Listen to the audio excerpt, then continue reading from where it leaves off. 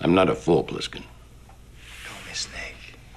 In October 2018, several filmmakers were added to the Oxford English Dictionary in adjective form. Somehow, John Carpenter wasn't one of them. Gonna be hell to pay. Instead, we got Kubrickian for Stanley Kubrick's powerful psychological epics, Spielbergian for that E.T. heartwarming wonder, Lynchian for the inexplicably weird yet artful, and Tarantino-esque for anything like this. You shoot me in a dream, you better wake up and apologize. But no Carpenter-esque. Well, can't you answer me? Today, we'll travel through the lens to define John Carpenter's style and influence, to define Carpenter-esque, and why the term belongs in the dictionary. Everybody relax in here. John Carpenter directed a dirty dozen of beloved cult classics between 1976 and 88 that have been referenced, homaged, and pilfered for their best bits by more movies and shows than we can even begin to count. Fantastic. So what does it mean to be Carpenter-esque? Thinking about it. Think hard.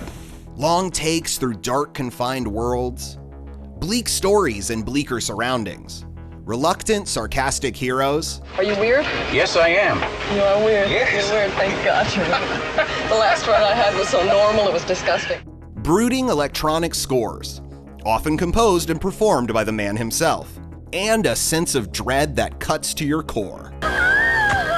That signature style has influenced scores of filmmakers over the past 4 decades, and if you can believe super producer Jason Blum, owner of the movie production power plant Blumhouse, John Carpenter's movies inspire the filmmakers that we work with more than anyone else's movies. Blum produced October 2018's Halloween, which is a sequel, or technically a requel, of Carpenter's 1978 original, so he might know a thing or two about the director's work. The world needs a wake-up call.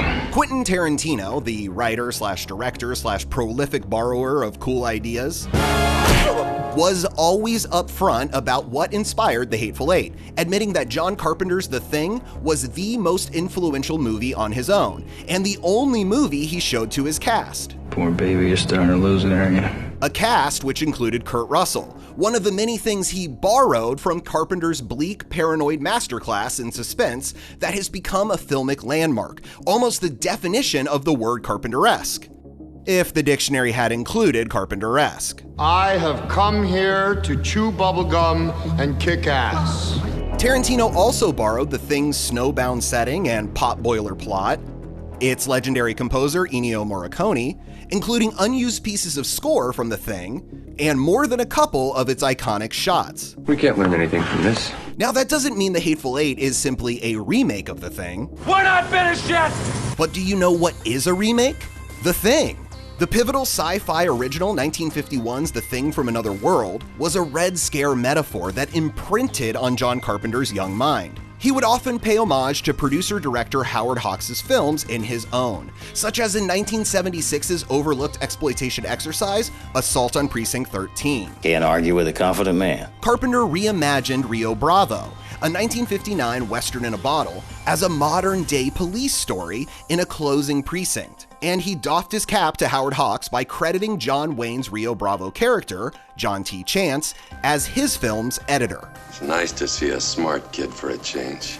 When he remade The Thing 6 years later, Carpenter turned inspiration and influence into the perfect encapsulation of his trademark style, the definition of Carpenter-esque. Anyone messes with me and the whole camp goes. Don't argue with him. Carpenter has been name-checked by everyone from Korean masters like Bong Joon-ho, crowd pleasers like Drew Goddard, and apparently all the filmmakers in Jason Blum's Rolodex. Considering how many films Blumhouse pumps out each year, Carpenter is true to his name, building an empire of influence based on his good work alone. So, let's get down to business.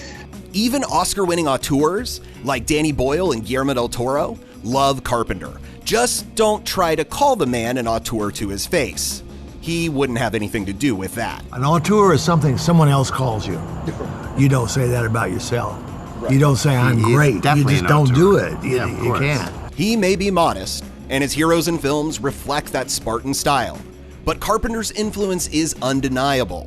It's defined. It's definite. It's Carpenter-esque.